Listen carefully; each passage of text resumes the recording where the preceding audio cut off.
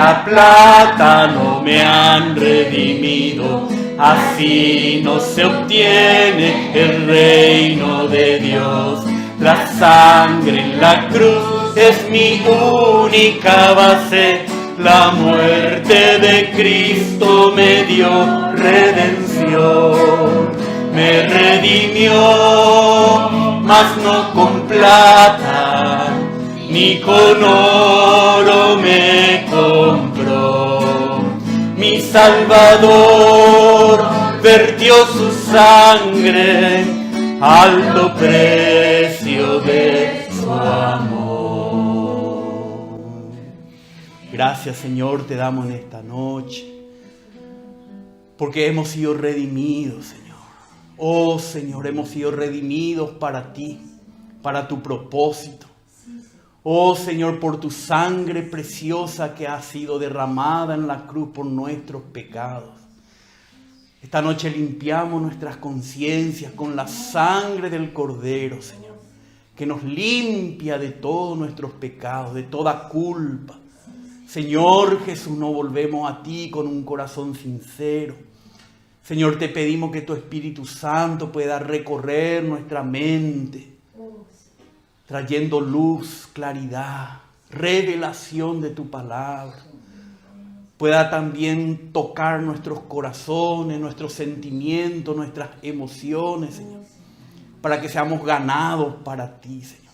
Aún pueda tocar tu espíritu, nuestra voluntad, para que decidamos, Señor, consagrar a ti nuestras vidas de una manera más completa, como corresponde, honrando tu obra en la cruz por nosotros. Padre, te pedimos esto, Señor. Ayúdanos en esta noche a comprender mejor la muerte de tu Hijo de Jesús a nuestro favor, Señor. Oh, Señor, abrimos a ti nuestros corazones, Padre, en el nombre de Jesús. Amén, Señor. Amén. Entonces, vamos a continuar hoy mirando la muerte del Señor Jesús en la cruz del Calvario, sabiendo que fue en su muerte que el Señor nos salvó jurídicamente ante la justicia divina. Entonces estamos mirando la salvación jurídica del Señor. El primer punto que vimos la vez pasada es que Cristo nos reconcilió con Dios por la muerte de su Hijo. ¿Cómo? Por medio de un sacrificio propiciatorio que apaciguó la ira de Dios, cumpliendo y satisfaciendo todas las demandas de la justicia divina. Entonces, al morir Cristo como un sacrificio perfecto, puro y santo, ¿verdad?, cumplió las demandas de la ley de Dios, de la justicia de Dios. Por lo tanto, la ira de Dios ya no cae sobre el hombre pecador que cree en el sacrificio de Cristo, por supuesto. Porque Él murió por todos los hombres. Potencialmente su muerte es en beneficio de toda la humanidad. Pero solamente los que creen en su sacrificio son reconciliados con Dios por medio de esa muerte. Los que rechazan ese sacrificio, como dice el apóstol Juan, dice que el que se rehúsa a creer en el Hijo no verá la vida, sino que la ira de Dios permanece sobre él. ¿Entienden? Entonces, por supuesto, si el Señor nos dio a su Hijo en sacrificio por nuestros pecados y nosotros rechazamos a su Hijo como el sacrificio, ya no queda sacrificio que pueda redimirnos, en este caso como vamos a ver esta noche, o pueda reconciliarnos con Dios. Entonces hoy vamos a ver que la muerte de Cristo, que fue una y para siempre, el único sacrificio de Cristo, tiene un segundo aspecto que los apóstoles con la palabra que vemos acá nos describen qué valor, qué significado tiene la muerte de Cristo. Jesucristo en su muerte nos redimió de la maldición de la ley. Entonces tenemos que ver esto en esta noche. Cantamos a veces que no, me redimió, no con plata, pero no entendemos tanto qué quiere decir me redimió. ¿Y de qué me redimió? ¿O para qué me redimió? Entonces, conforme a la enseñanza de los apóstoles, podemos ir viendo qué significa la redención. Y también compartir con las personas, ¿verdad? Entonces, ¿qué significa redimir? Redimir significa liberar o rescatar por medio de un pago. Si no hay un pago, no hay rescate, no hay liberación. En este caso, no hay salvación para el hombre.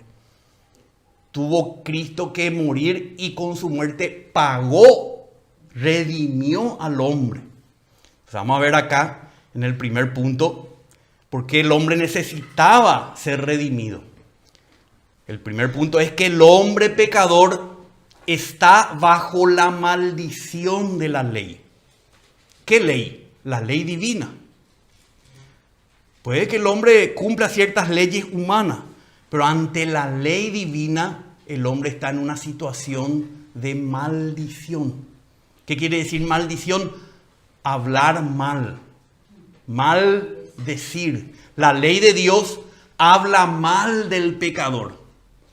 Porque si un pecador se pone delante de la ley de Dios, ¿verdad?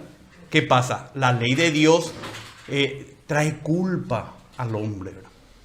Porque el hombre no se conforma a la ley de Dios, que es perfecta. Entonces vamos a leer Gálatas capítulo 3, verso 10.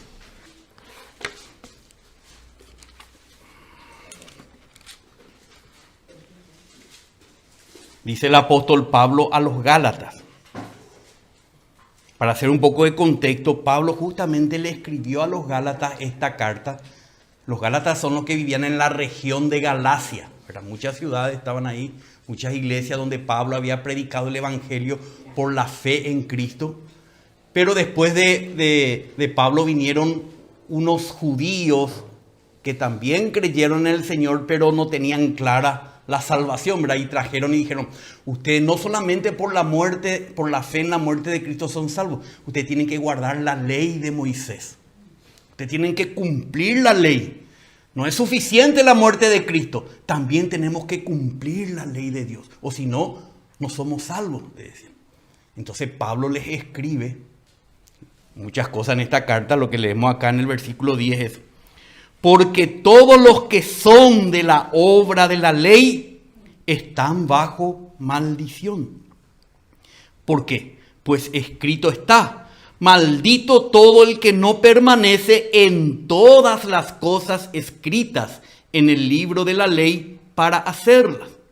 O sea que si nosotros cumplimos toda la ley de Dios, pero fallamos en un punto o en dos puntos, ya estamos condenados por la ley. Ya estamos bajo la maldición de la ley. Entonces, si somos de la ley, o sea que si dependemos de cumplir la ley de Dios para nuestra salvación, no estamos en salvación, estamos en maldición. Estamos bajo la maldición de la ley. ¿No le suena algo común? Que vos le preguntás a una persona, ¿vos sos salvo? ¿Vos sos salvo? ¿Te vaya al cielo? Y sí, porque yo me porto muy bien. Dice, yo cumplo todo lo que Dios, no mato, no robo, no se da cuenta que el primer mandamiento ya falló, ¿verdad? Que tenemos que tener a Dios, ¿verdad? Por sobre todas las cosas, amar a Dios por sobre todas las cosas, cosa que es imposible para el hombre pecador.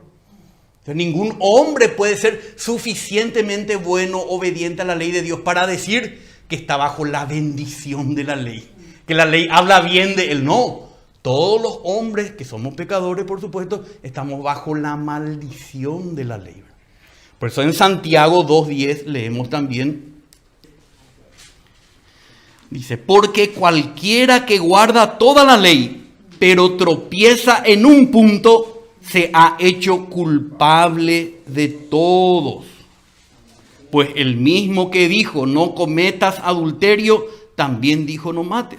Ahora bien, si no cometes adulterio, pero matas, te has convertido en transgresor de la ley. O si no matás, pero mentís, te has convertido en transgresor de la ley. ¿Alguno aquí nunca mintió? Nunca mató, puede ser que nunca mató, pero alguna vez no mentiste, ¿verdad? Entonces todos estamos bajo la maldición de la ley. Por eso cuando hablamos con las personas, la mejor manera de predicar el evangelio es primero preguntarle si cumple los mandamientos de Dios. Te van a decir que sí. Ah, pero nunca codiciaste los bienes ajenos. Entonces está bajo la maldición de la ley. Pero nunca mentiste. No, pero alguna que otra, sí, pero mentiste. Entonces es un mentiroso. ¿Alguna vez robaste algo? Yo creo que todos hemos robado algo de alguna forma u otra. Cuando hacemos fotocopias, ya estamos robando de un libro. No hace falta ir a robar un banco, ¿verdad? Entonces son un ladrón. Son mentirosos, son un ladrón. Son un idólatra, porque para vos Dios es tu único Dios, o tenés otros dioses por ahí que controlan tu vida y vivís para eso. Eso es lo que te da gusto, placer. ¿Algún ídolo tenés por ahí? Entonces es un idólatra. Entonces cuando le contrastamos al hombre con la ley de Dios, él se va a dar cuenta que está bajo la maldición de la ley. Porque aunque cumplió algo, no cumplió otras cosas. O cumplió alguna vez esto, pero otras veces no cumplió aquello. Entonces la ley de Dios maldice al hombre pecador. Y el Señor Jesús vino a rescatarnos de esa situación de maldición. Que podemos decir también condenación. Maldición, condenación. La ley nos condena. Entonces nadie puede ser salvo por medio de sus propias justicias ante la ley de Dios. Todos estamos, como dice Pablo, para que toda boca se cierre y sea hecho culpable ante la ley de Dios. Dios no le dio al hombre la ley para salvarle al hombre, sino para radiografiar la condición verdadera del hombre, para arrojar luz a la condición del hombre. Por eso dice Pablo que la ley nos conduce a Cristo. La ley nos hace buscar un Salvador, que es Cristo. Pero si la ley no estuviese, no nos hubiésemos dado cuenta que necesitábamos un Salvador. Bueno, me estoy yendo a otro punto, pero el hombre pecador está bajo la maldición, o sea, bajo la condenación de la ley. Segundo punto, vemos acá que cuando como el hombre está bajo la maldición de la ley, no solamente él está en una situación de maldición, sino que también el hombre pecador perdió su herencia, la cual es Dios mismo en sus riquezas. Perdió a Dios. Génesis 3:23. Siempre volvemos a Génesis para recordar, porque de ahí vienen todos nuestros males. Génesis capítulo 3. Como el hombre desobedeció la ley de Dios, que Dios le dijo no comas de ese árbol, el hombre desobedeció a Dios y está bajo la maldición de la ley y por ello perdió su herencia. ¿Cuál era la herencia de Dios para el hombre? La vida divina y eterna. No es un lugarcito ahí en el cielo como un angelito, no. Es la experiencia de la vida increada de Dios en su vida creada por Dios. Es la vida de Dios. Entonces el Señor Dios echó del huerto al hombre para que labrara la tierra de la cual fue tomado. Expulsó pues al hombre y al oriente del huerto del Edén puso querubines y una espada encendida que giraba en todas direcciones para guardar el camino del árbol de la vida. Esa espada habla de la ira de Dios. Ese fuego habla del juicio de Dios. Entonces el hombre estaba privado de acceder a la vida divina, a la vida gloriosa de Dios. Como dice en Romanos 3:23. El 19 podemos leer primero, dice: ahora bien, sabemos que cuanto dice la ley, lo dice a los que están bajo la ley, para que toda boca se calle y todo el mundo sea hecho responsable ante Dios. Porque por las obras de la ley ningún ser humano será justificado delante de él, pues por medio de la ley viene el conocimiento del pecado, no la salvación, sino el conocimiento. En el 23 dice: y por cuanto todos pecaron, están destituidos de la gloria de Dios. ¿Qué es la gloria de Dios? Es la belleza de su vida divina y todo lo que hay en ella, su gozo, su justicia, su santidad, su perfección, su paz, su amor. Todo lo que hay en Dios es su gloria. Y nosotros los pecadores perdimos a Dios como nuestra herencia. La vida de Dios fue clausurada para el hombre pecador. ¿Por qué? Porque está bajo la maldición de la ley. Entonces, cuando Cristo vino, nos redime primero de la maldición de la ley y luego redime nuestra herencia que perdimos en Adán. Él recupera, paga el precio para rescatar lo que habíamos perdido, ¿verdad? Entonces vemos aquí muchos pasajes, vamos a ver bien claramente que nuestra redención está en Cristo Jesús. Él es nuestro redentor. La palabra de Dios usa mucho en el Nuevo Testamento los que están en Cristo Jesús, de dos maneras. Pero en la parte legal usa en posición. Yo estoy en la posición de Cristo Jesús. Es como que estoy bajo hay un spot, una luz bien directa hacia una baldosa. Esa baldosa no me ilumina. Si yo estoy en esa baldosa, amén, la luz del Señor me ilumina y me transmite todo lo que hay en Cristo. Pero si yo no estoy en Cristo, si yo estoy en mí, en la ley, en una religión, en una filosofía, en cualquier cosa, pero no estoy en Cristo, yo no tengo redención. Solamente si me posiciono en Cristo, si estoy en Cristo, ahí está la redención, ¿verdad? Entonces, Marcos 10:45. Estas son palabras del Señor. Dice, porque ni aun el Hijo del Hombre, siempre Él se identificaba como el Hijo del Hombre. Porque Él vino a rescatar ¿a quién? A los hombres. Él asumió la posición de hombre, reemplazando a Adán, ¿verdad? Él vino a ser el Hijo del Hombre, la simiente de la mujer, que vino a dar la herida mortal a la serpiente en la cabeza. Entonces, ¿qué dice? Dice 45. Porque ni aun el Hijo del Hombre vino para ser servido, sino para servir y para dar su vida en rescate por muchos. Esa palabra rescate implica un pago. Es la misma palabra que se usa en el Nuevo Testamento para decir el rescate que un hombre hace en aquel tiempo en la plaza pública y paga por un esclavo para que sea para comprarle al esclavo. De un amo pasa a otro amo o le paga la libertad y es libre, ¿verdad? Entonces ese rescate es un pago que hace Cristo. Cristo es, ¿verdad?, el que vino a rescatar lo que se había perdido. O sea, en rescate por muchos. Romanos 3:24.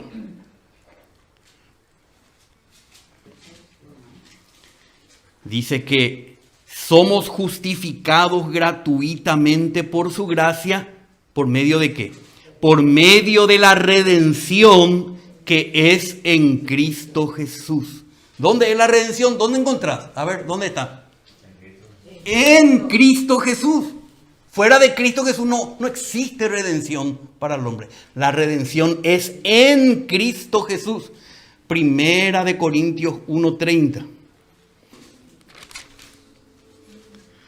Dice el Señor, mas por obra suya estáis vosotros, ¿dónde? En Cristo Jesús, el cual se hizo para nosotros sabiduría de Dios, justificación, santificación y redención. Cristo Jesús es para nosotros redención porque estamos en Cristo Jesús. Cuando creímos en el Señor, Él nos puso en Cristo, en la posición de Cristo Jesús. Efesios 1:7.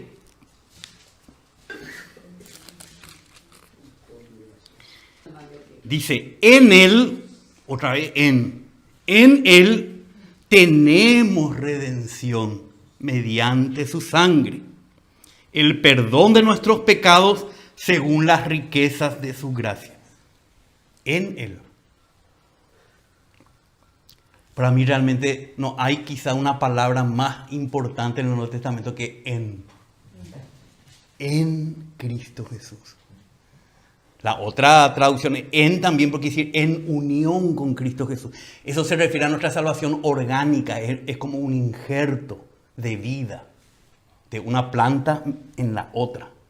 Pero en posicionalmente es en la posición, pero de objetivamente, una posición objetiva. Unido es lo segundo, la unión mística. Pero esto es posicionado en Cristo Jesús. Hebreos 9, 11 al 12.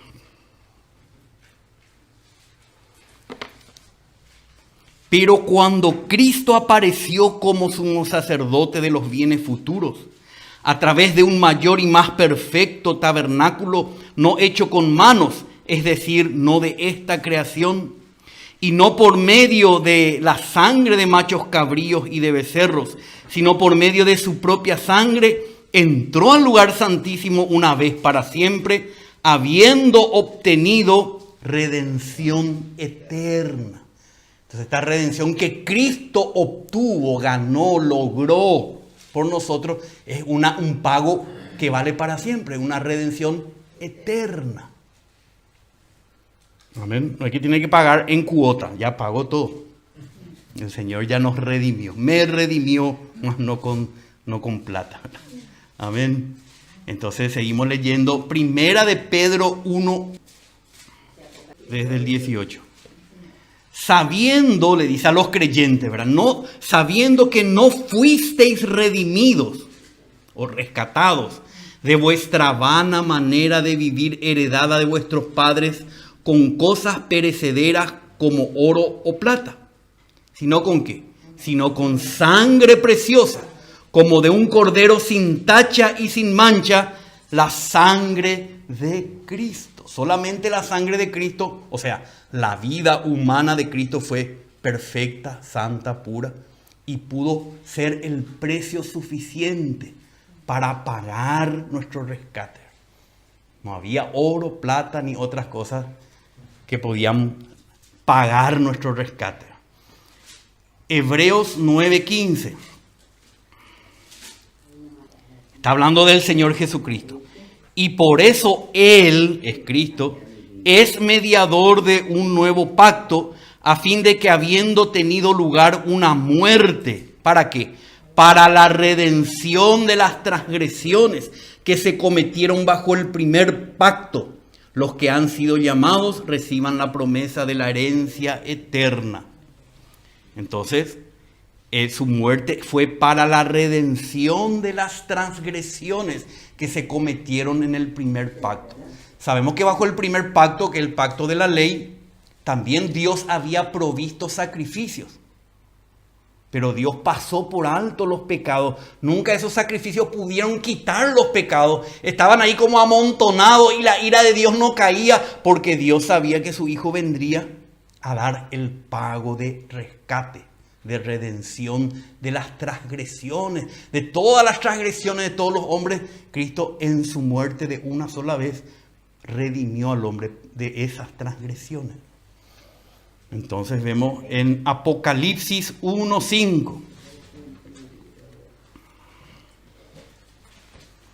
Jesucristo, el testigo fiel, el primogénito de los muertos y el soberano de los reyes de la tierra, al que nos ama y nos libertó de nuestros pecados con su sangre. Esta palabra libertó habla de la redención. ¿De qué nos libertó? De la condenación de nuestro pecado. Es algo jurídico, no es todavía algo. La sangre no trata con nuestra condición orgánica, sino con nuestra situación jurídica. Nos libertó de la maldición que sobre nosotros trae nuestras transgresiones, del pecado, de la condenación de la ley. Colosenses 1, 13 y 14.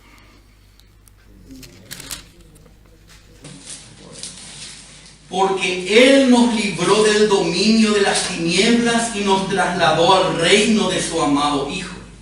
En el Hijo amado, en quien tenemos redención, el perdón de los pecados. Bueno, ahora pasamos al punto 4. Dice, Cristo Jesús nos redimió de la maldición de la ley. Vamos a mirar estos pasajes con más detenimiento. Gálatas 3:13. Dice, Cristo nos redimió de la maldición de la ley.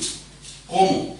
Habiéndose hecho maldición por nosotros. Porque escrito está, maldito el que cuelga de un madero. Porque el colgar del madero era el mandato de Dios realizarlo en el Antiguo Testamento a los que tenían que cumplir la pena de muerte. La pena de muerte. Entonces Cristo tomó nuestro lugar de maldición colgando del madero, y al hacer esto pagó el precio para rescatarnos de la maldición de la ley. Mucha gente predica hoy la liberación de la maldición, dice de la generacional, y usan este versículo, no tiene nada que ver con eso. No es que porque tu papá fue no sé cómo, entonces la maldición viene a tu vida y tu maldición pasa a tu hijo. Eso no existe en la Biblia. Entonces, ¿de qué maldición lo que nos redimió? De la maldición de la ley, no de una maldición generacional. Nos redimió de la condenación de la ley, cuando Él fue hecho maldición por nosotros, colgando del madero. Gálatas 4, 4 al 5. Pero cuando vino la plenitud del tiempo, Dios envió a su Hijo, nacido de mujer, nacido bajo la ley, a fin de que redimiera a los que estaban bajo la ley, para que recibiéramos la adopción de hijos. Podríamos estudiar la adopción de hijos. Pero acá estamos viendo la redención, ¿verdad? Cuando vino el tiempo propicio, cuando Dios vio que ya era el tiempo adecuado, la maduración de la historia de la humanidad, ¿verdad? Cuando vio Dios eso, Dios envió a su Hijo, pero no como Dios nomás, sino nacido de mujer, porque Él tenía que recibir la naturaleza humana, porque Él tenía que ser un hombre que pueda redimir a la humanidad. Y nació bajo la ley, en el tiempo de la ley. Cuando nosotros leemos el Nuevo Testamento, ¿verdad? Los primeros capítulos, hasta que Cristo nos resucitó, todavía estaba bajo la ley. Era el tiempo de la ley. Y Él cumplió toda la ley. Él vivió una vida perfecta cumpliendo toda la ley de Dios, ¿verdad? Por lo tanto, Él en su vivir preparó una vida humana santa, pura, perfecta, obediente, para poder cumplir, ser el sacrificio perfecto para redimir al hombre. Entonces, bajo la ley, a fin de que redimiera a los que estaban bajo la ley, bajo la condenación, bajo la maldición de la ley, para que recibiéramos la adopción de hijos. Deuteronomio 21, 22. De acá el apóstol Pablo toma que la muerte de Cristo en el madero de la cruz es el momento cuando Él llevó nuestra maldición. Dice: y si un hombre ha cometido pecado digno de muerte y se le ha dado muerte y lo ha colgado de un árbol, o sea, del madero de un árbol, su cuerpo no colgará del árbol toda la noche, sino que ciertamente lo enterrarás el mismo día, pues el colgado es maldito de Dios, para que no contamines la tierra que el Señor tu Dios te da en heredad. Eso mismo pasó con Cristo. Él fue crucificado, colgado del madero, pero después antes de que termine el día lo bajaron de la cruz y lo sepultaron en el sepulcro. Luego Él, por supuesto, resucitó. Pero Él era una pena capital que estaba cumpliendo. ¿Cuál era la pena capital? La muerte para nosotros. La ley nos llevaba a la muerte. Era una maldición de muerte. Entonces Jesucristo nos redimió de esa maldición de la ley colgando de la cruz. Ahí está. Si Él hubiera nacido, hubiera hecho milagros, hubiera explicado muchas parábolas y no hubiera sido colgado del madero, no hubiera llevado la maldición de la ley por nosotros, por nuestros pecados. Él tuvo que morir. El significado de su muerte es el pago del rescate con su vida santa. No solamente nos redimió de la ley, como estuvimos hablando, sino que también, dice acá el punto 5, Cristo Jesús redimió nuestra herencia, la cual es Dios mismo en su riqueza. No solamente nos quitó de la maldición de la ley, al quitarnos de la maldición de la ley nos puso en una posición de poder recibir lo que habíamos perdido. Estábamos bajo la maldición de la ley. Entonces en Gálatas, vamos a leer de vuelta, Gálatas 4 al 7. Es lo que ya leímos, pero vamos a complementar con los siguientes versículos. Pero cuando vino la plenitud del tiempo, Dios envió a su Hijo nacido de mujer, nacido bajo la ley, a fin de que redimiera a los que estaban bajo la ley, para que recibiéramos la adopción de hijos. Y porque sois hijos, pues vamos a estudiar después, Dios ya nos hizo hijos, ¿verdad?, en documento, pero porque sois hijos adoptivos, ¿verdad? Porque sois hijos, ¿qué hizo Dios? Ya sois hijos, ya no estaba con la maldición de la ley, ya fuiste redimido. Dios ha enviado el Espíritu de su Hijo, ¿a dónde? A nuestros corazones, clamando a Dios, Abba, Padre. Ahí nos dio la herencia que habíamos perdido. ¿Qué es el Espíritu de su Hijo? El Espíritu Santo, el Espíritu de la vida de Dios, de la vida eterna de Dios y todo lo que tiene esta vida de Dios. No es un lugar en algún lugar de la galaxia, como decimos siempre. La herencia que Él nos dio es la vida de Dios en el Espíritu de su Hijo. Por lo tanto, ya no eres un esclavo, sino hijo. Ya nos redimió de la esclavitud, ya pagó, nos compró del mercado de los esclavos, ¿verdad? Ya no eres esclavo. En el original dice esclavo, en alguna versión dice siervo, sino hijo. Y si hijos que somos, también herederos por medio de Dios. Herederos de Dios, de las cosas de Dios. Todo lo que Dios es nuestra herencia. Por eso decimos Dios mismo en su riqueza. Esa es nuestra herencia. Las riquezas de Dios, esas son nuestra herencia. Como hijos por la redención, por el pago de Jesucristo. Efesios 1, 11 al 14.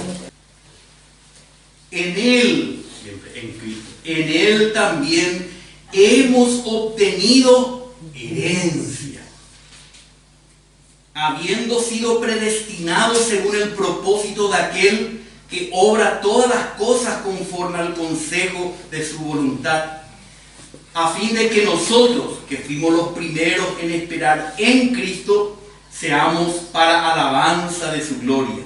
En Él también vosotros, Efesios, describe, ¿verdad?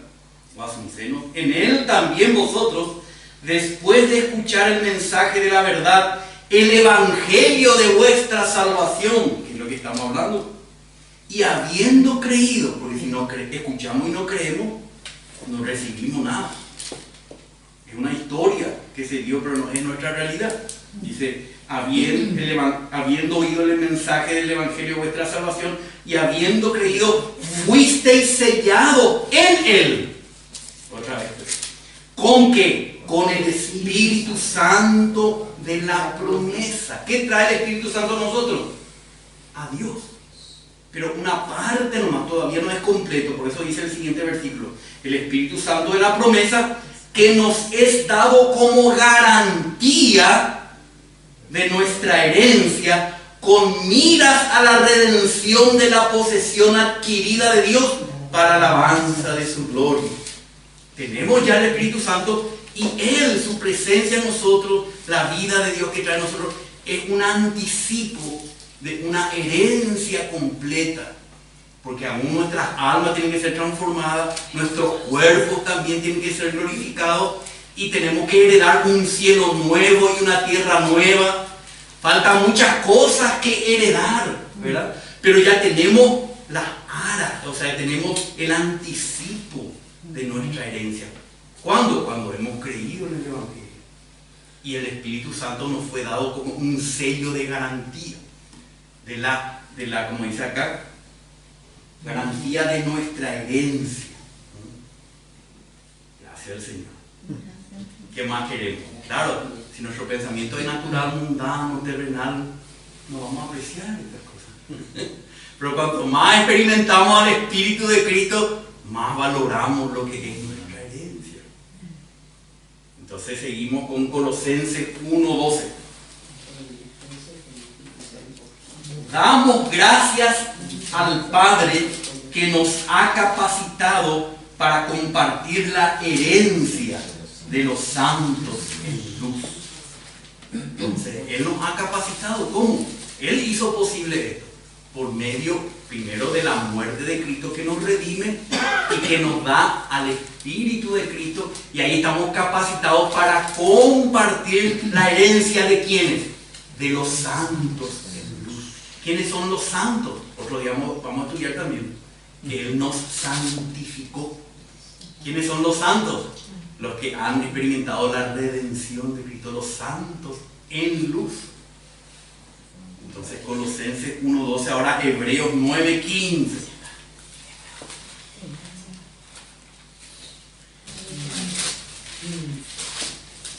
Por eso le decía la vez pasada que si no tuviéramos las cartas de los apóstoles, quizás no íbamos a comprender los 4 evangelios, ¿verdad? Y vamos a querer que Jesús sea un ejemplo nomás para nosotros.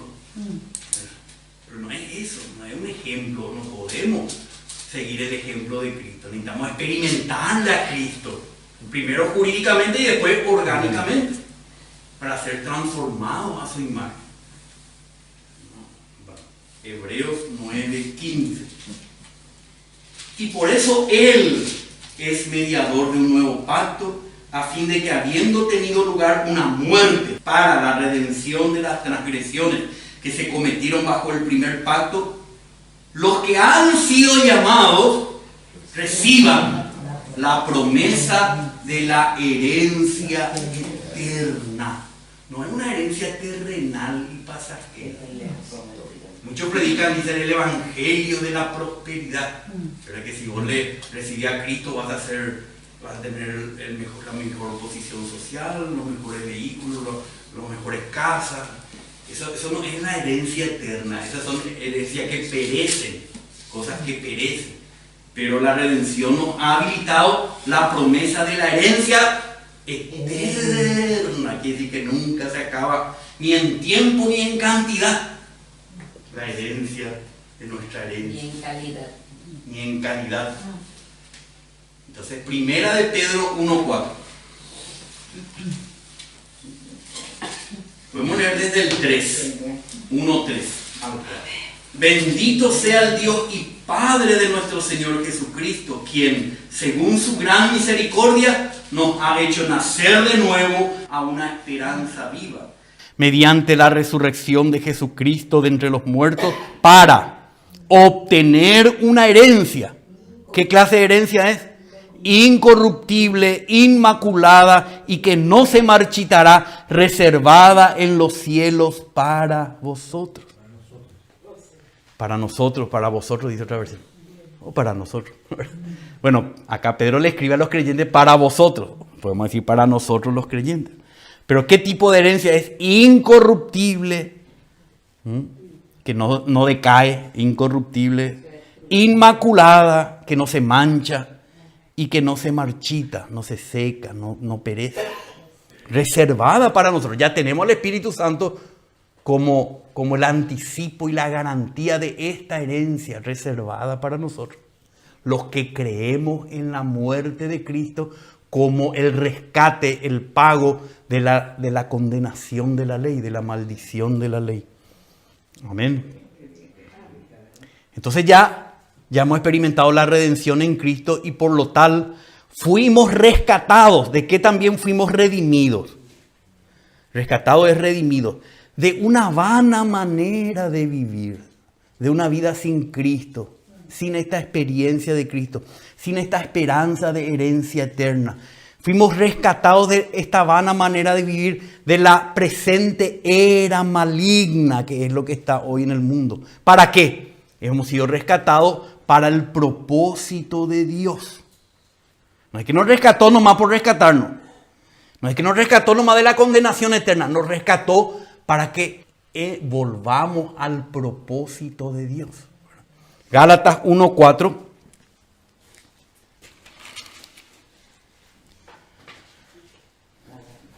Desde el 3.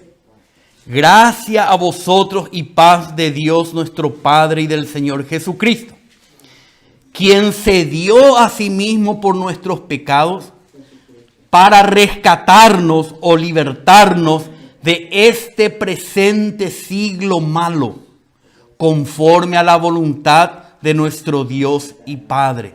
Dios tiene una voluntad para nuestras vidas. Por eso Él nos rescató de este presente siglo malo, para librarnos de este siglo malo, rescatarnos, quitarnos de ahí. Primera de Pedro 1, 18 y 19. Leemos de vuelta con el énfasis en el tema que estamos hablando. Sabiendo que no fuisteis redimidos de que de vuestra vana manera de vivir heredada de vuestros padres con cosas perecederas como oro o plata. O sea que la sangre de Cristo nos redimió de la vana manera de vivir. ¿Cuál es la vana manera de vivir? La vida que se vive fuera del propósito de Dios. Cualquier cosa que hagamos en el día que no tiene que ver con el propósito de Dios, ¿qué es? Es vano. No tiene sentido eterno. Es una vana manera de vivir que heredamos de nuestros padres. Desde Adán ya viene esa vana manera de vivir. Pero Cristo con su sangre nos rescató para que estemos viviendo una vida en el propósito de Dios. ¿Cuál es el propósito de Dios? Vamos a recordar, Génesis 1:26. Vamos a recordar, porque si no recordamos, tiene que estar bien claro para nosotros. Que el propósito de Dios, por el cual fue creado el hombre. Dios dijo, hagamos al hombre a nuestra imagen, conforme a nuestra semejanza. El propósito de Dios es que reflejemos la imagen y la semejanza de Dios. Cualquier otra cosa es una vana manera de vivir. Y que ejerzamos dominio sobre toda la creación. Ese es el deseo de Dios, el propósito de Dios. Pero para eso Cristo pagó un precio, el precio de su sangre, de su santa vida humana, para rescatarnos de la maldición de la ley, rescatar nuestra herencia, ¿verdad? Que la hemos perdido en Adán. La experiencia de la vida de Dios, porque si no experimentamos la vida de Dios, no somos la imagen y la semejanza de Dios. Puede ser que seamos un gran religioso, pero no tenemos la real imagen y semejanza de Dios. Y nos rescató para su propósito. Ahora, dice el 7, fuimos comprados por precio. ¿A quién le pertenecemos? Fuimos comprados por precio. Le pertenecemos a Dios. No nos pertenecemos a nosotros. No le pertenecemos más a Satanás, al mundo, a nosotros mismos, a una religión. No le pertenecemos a nadie, sino a Dios. Porque Él, en su Hijo, pagó el precio de nuestro rescate.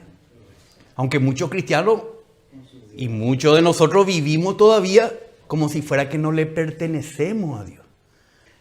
Legalmente le pertenecemos a Dios, ¿verdad? Él ya pagó el precio, somos suyos. Él tiene el título de propiedad, ¿verdad? Ya está.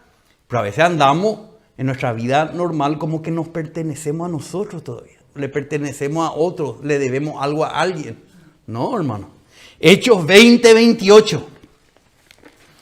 Y esto nos llama orgánicamente a la consagración, ¿verdad? Hechos 20:28. Aquí el apóstol Pablo le está hablando a los pastores de la iglesia que estaba en Éfeso.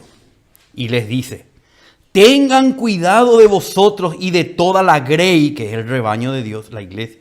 Tened cuidado de vosotros y de toda la grey, en medio de la cual el Espíritu Santo os ha hecho obispos para pastorear la iglesia. ¿De quién es la iglesia? La iglesia de Dios. ¿Por qué es de Dios? Porque Él la compró con su propia sangre. ¿Cómo que Dios tiene sangre? ¿Sabes que Dios tiene sangre? ¿Saben que Dios tiene sangre humana? En su Hijo, ¿verdad? Dios, el Hijo, se hizo hombre y con su sangre compró a lo que estábamos en esclavitud y nos entregó a Dios para que seamos la iglesia de Dios. No somos la iglesia de fulano o de mengano. Somos la iglesia de Dios porque Él compró con su propia sangre. ¿A quién le pertenecemos? A Dios. Primera de Timoteo 2. Y esto no solamente tenemos que saber, sino que tenemos que manifestar que somos la iglesia de Dios. No la iglesia de alguna denominación, organización. Primera de Timoteo 2, 5. Porque hay un solo Dios y también un solo mediador entre Dios y los hombres. Cristo Jesús, hombre, quien se dio a sí mismo en rescate por todos. Testimonio dado a su debido tiempo. Quien se dio a sí mismo en rescate, en redención. Acá, como no queremos hacer algo tan para las personas que compartimos, en el lenguaje que usan el idioma original, que es el griego, siempre usa esa palabra. Agorazo, dice en el griego. Es como que se va y compra al esclavo del mercado público. En rescate, él pagó en rescate, ¿verdad? Pagó el precio. Ahora vamos a Tito 2:14. 13 dice, aguardando la esperanza bienaventurada y la manifestación de la gloria de nuestro gran Dios y Salvador Cristo Jesús. Vemos acá también que Cristo Jesús es Dios, porque dice, de nuestro gran Dios y Salvador Cristo Jesús, quien se dio a sí mismo por nosotros para redimirnos de toda iniquidad, por un lado, y purificar para sí, para Él, un pueblo para posesión suya, celoso de buenas obras. Entonces, con su redención, Él nos redimió de toda iniquidad y purificó, ¿para quién? Para sí mismo, un pueblo para posesión suya. Le pertenecemos a Él, porque Él fue el que pagó por nosotros. Amén.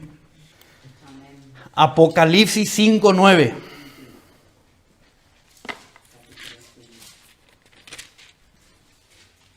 Y esta es la canción que vamos a cantar nosotros. Dice, y cantaban un cántico nuevo diciendo, digno eres de tomar el libro y de abrir sus sellos, porque tú fuiste inmolado, o sea, sacrificado, y con tu sangre compraste para Dios, a gente de toda tribu, lengua, pueblo y nación. Con su sangre compró para Dios a todos los creyentes, no importa dónde estábamos, ni qué cultura estábamos, ni qué religión estábamos, ni qué cualquier cosa. De ahí nos compró. Romanos 14, 7 al 9.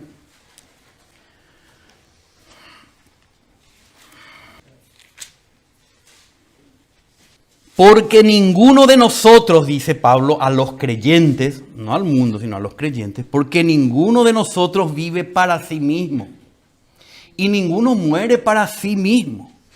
Pues si vivimos, para el Señor vivimos, y si morimos, para el Señor morimos. Por tanto, ya sea que vivamos o que muramos, ¿de quién somos? Del Señor somos. Él nos compró, nos redimió para Él.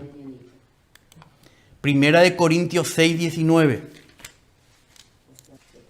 ¿O no sabéis que vuestro cuerpo es templo del Espíritu Santo, que está en vosotros, el cual tenéis de Dios y que no sois vuestros? ¿Por qué no sois vuestros? Pues por precio habéis sido comprados. Por lo tanto, glorificad a Dios en vuestro cuerpo y en vuestro espíritu, los cuales son de Dios. Él ya pagó el precio, somos de Él. Primera de Corintios 7, 23. Comprados fuisteis por precio. No os hagáis esclavos de los hombres. Que el Señor nos liberte de la esclavitud de los hombres. con toda su manera de querer gobernarnos, atraernos, distraernos, embaucarnos, ¿verdad? Entonces, comprado fuiste por precio, les pertenecemos a Dios. Segunda de Corintios 5, 14 al 15. Pues el amor de Cristo nos constriñe, nos aprieta por todos lados, que nos apremia, habiendo llegado a esta conclusión, que uno murió por todos, por consiguiente todos murieron, ya no nos pertenecemos nosotros mismos.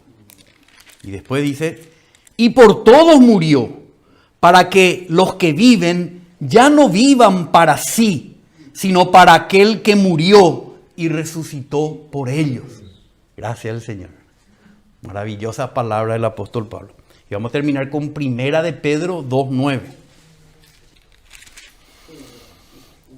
Le dice el apóstol Pedro a la iglesia: pero vosotros sois linaje escogido, real sacerdocio, nación santa. Pero ¿qué es lo que queremos enfatizar hoy? Pueblo adquirido para posesión de Dios. ¿Adquirido cómo? Por redención, por la sangre de Cristo, ¿verdad? Pueblo adquirido para posesión de Dios. ¿Con qué finalidad? A fin de que anunciéis las virtudes de aquel, su imagen y su semejanza, ¿verdad?, que nos llamó de las tinieblas a su luz admirable. Pues vosotros en otro tiempo no erais pueblo, pero ahora sois el pueblo ¿de quién? De Dios. No habíais recibido misericordia, pero ahora habéis recibido misericordia. Ahora somos el pueblo de Dios, adquirido por la redención que es en Cristo Jesús. Entonces, para concluir, vamos a leer que siempre hacemos una conclusión. Este párrafo dice: todos los hombres son pecadores ante la ley de Dios. Punto. Por lo tanto, todos están bajo la condenación, o sea, bajo la maldición de la ley de Dios. Jesucristo, el Hijo de Dios, se hizo hombre para derramar su sangre, su santa vida humana, la cual es el precio pagado para redimir, esto es, rescatar a los hombres de la condenación de la ley de Dios y para hacer de ellos su pueblo, para su propósito, para que disfruten su herencia eterna. Amén. Gracias al Señor. Entonces ya tenemos dos puntos que estamos cubriendo de la muerte de Cristo. Una muerte, pero con muchas aristas. Una es la reconciliación con Dios. Otro es la redención de la maldición de la ley. Hasta ahí ya es suficiente. Pero hay otras, unas cuantas más que nos describen el valor y el significado de la muerte de Cristo y los logros jurídicos de Cristo en su muerte. Después quedan los logros y los beneficios orgánicos de la resurrección de Cristo. Y esa es la salvación completa de Dios. Qué preciosa es la palabra del Señor. No puede ser un invento humano. No puede ser. Gracias, Padre, te damos. Porque en la plenitud del tiempo, Señor, tú enviaste a tu Hijo, nacido de mujer, nacido bajo la ley, para redimirnos a nosotros que estábamos bajo la maldición de la ley, Señor. Para que lleguemos a ser tus hijos y podamos experimentar la herencia eterna, Señor. Señor, que podamos vivir tal vida, Señor, esa vida consagrada a ti, siendo conscientes que nosotros no somos de nadie ni de nosotros mismos. Que el precio de tu sangre, el valor que hay en tu sangre, Señor, nos ha comprado de una vez y para siempre y completamente para ti y tu propósito. Señor, que tu Espíritu Santo pueda imprimir esta verdad, esta realidad en nuestros corazones, rescatándonos de la vana manera de vivir, Señor, para que vivamos para ti, por ti y en ti, Señor. Te pedimos, Padre, danos la capacidad de compartir con otros, Señor. Que tú también en tu Hijo los redimiste a ellos potencialmente, Señor. Que ellos por la fe puedan recibir este beneficio. Te pedimos, Padre, en el nombre de Jesús. Amén, Señor. Amén.